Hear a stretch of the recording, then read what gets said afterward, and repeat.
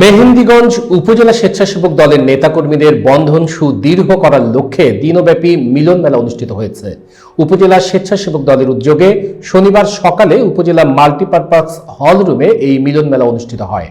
বিস্তারিত দেখুন ইউসুফ আলী সৈকতের প্রতিবেদনে। মেহেন্দিগঞ্জে স্বেচ্ছাসেবক দলের মিলন মেলা অনুষ্ঠিত হয়েছে উপজেলা আহ্বায়ক ফখরুল ইসলাম সোহেলের সভাপতিত্বে।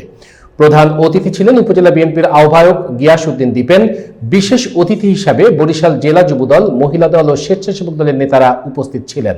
বর্ণাঢ্য শোভাযাত্রা, আলোচনা সভা, সম্মাননা প্রদান, লটারি ও মধ্যাহ্নভোজ মিলন মেলার অংশ ছিল। প্রধান অতিথি ঐক্যবদ্ধভাবে দলীয় কার্যক্রম চালানোর আহ্বান জানান।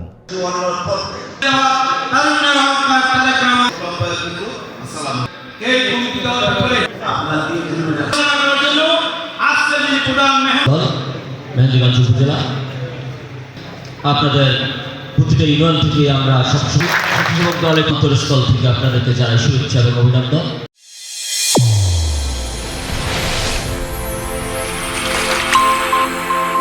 চ্যানেল A1 হৃদয়ের স্পন্দন।